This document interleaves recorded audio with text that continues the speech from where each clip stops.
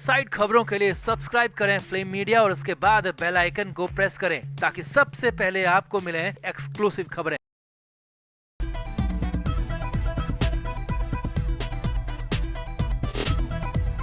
महाराष्ट्र के पूर्व मंत्री और उद्धव ठाकरे के बेटे आदित्य ठाकरे के लिए इस बीच मुश्किलें खासी ज्यादा बढ़ गई हैं और अब तो हालात ये हैं कि आदित्य ठाकरे को बीजेपी और उनकी सरकार ने पूरी तरह से घेर लिया है। दिशा सालियान मामले पर एसआईटी जांच टीम का ऐलान हुआ है। जांच शुरू भी होने की बात कही जा रही है। तो इसके बाद करीब 2 दिन तक घर के अंदर रहने वाले आदित्य ठाकरे पहली बार घर से बाहर निकले और जैसे ही बाहर आए तो मीडिया ने घेर लिया, दबोच लिया, कपड़े फाड़ने पर उतारू तक हो गए। और यहाँ पर पहली बार दिशा सालियान मामले पर आदित्य ठाकरे बोले हैं, खुलकर बोले हैं। तो दिखाते हैं, बताते हैं आपको क्या बोला उन्होंने, क्या कहा, आपको सब कुछ बताएंगे। आप इस वीडियो को शेयर करें, कमेंट बॉक्स में अपनी राय जरूर दें।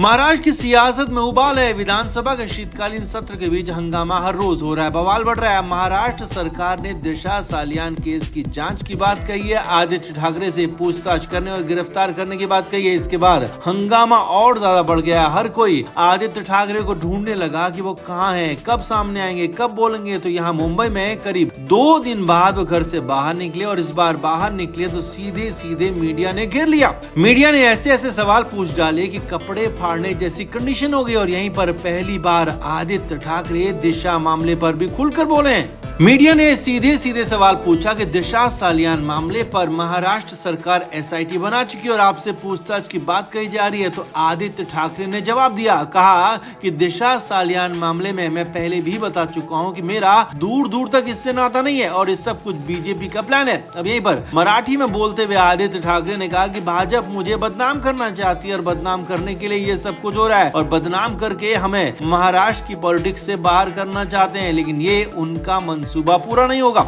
आगे देखिए, यही नहीं, आदित्य ठाकरे से पूछा गया कि आपको गिरफ्तारी और पूछताछ से डर लग रहा है। बीजेपी वाले कहते हैं कि आपको डर लग रहा है। तो ठाकरे ने यहाँ पर पहली बार कहा कि मुझे किसी बात का डर नहीं है, न पूछताछ का न गिरफ्तारी का। अगर मुझसे पूछताछ करनी है तो करें, नाटक क्यों करते हैं? अगर मुझे इससे क्या दिक्कत होगी? और अगर जबरदस्ती जानबूझकर मुझे फंसाने के लिए, झूठे केस में अटकाने के लिए गिरफ्तार करना चाहते हैं तो गिरफ्तार भी कर लें, मैं इससे भी डरने वाला नहीं हूँ। अब यहाँ पर पहली बार आदित्य ठाकरे इस तरह से खुलकर बातें कर रहे थे, दिशा सालियान के मामले पर बोल रहे थे, क्योंकि अब तक तो दिशा के मामले पर वो कन्नी काटते रहे हैं, सवालों से दूरी ले हैं, मगर यहाँ पर सवालों का जवाब दिया और आगे कहा कि भाजपा वाले कहते हैं कि दाऊद से संबंध है, 70,000 करोड़ का घोटाला किया और अब उन्हीं एनसीपी वालों को अपनी सरकार में बैठा दिया है, उन्हीं को डिप्टी सीएम बना दिया और उनकी पार्टी के लोगों को सत्ता में शामिल कर लिया जो सालों साल जेल में डाले गए थे पहले। अब एक तरह से यहाँ पर आदित्य ठाकरे ने इस पूरे प्लान को बीजेपी का प्लान बता दिया और साफ कहा कि बीजेपी वाले चाहते हैं कि उनका करियर खत्म हो जाए, उनकी बदनामी हो जाए और इसीलिए दिशा सालियान का नाम यहाँ पर लिया जा रहा है।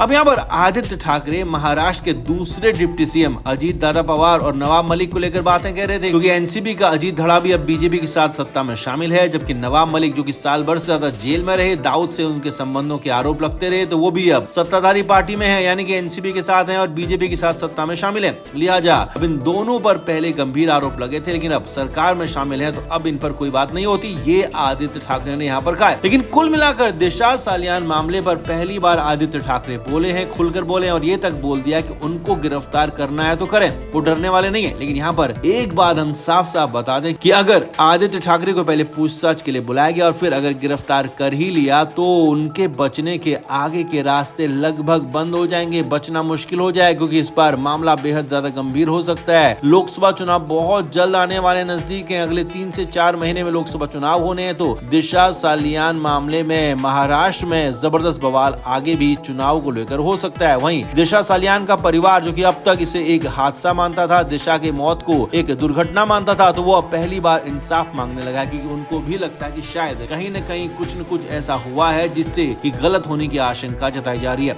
इसीलिए आदित्य ठाकरे यहाँ पर बुरे फंसते हुए नजर आ रहे हैं। तो आपका क्या कहना है, आपका क्या मानना है? आप भी अपनी राय जरूर दें और वीडियो को शेयर भी करें। Flame media report.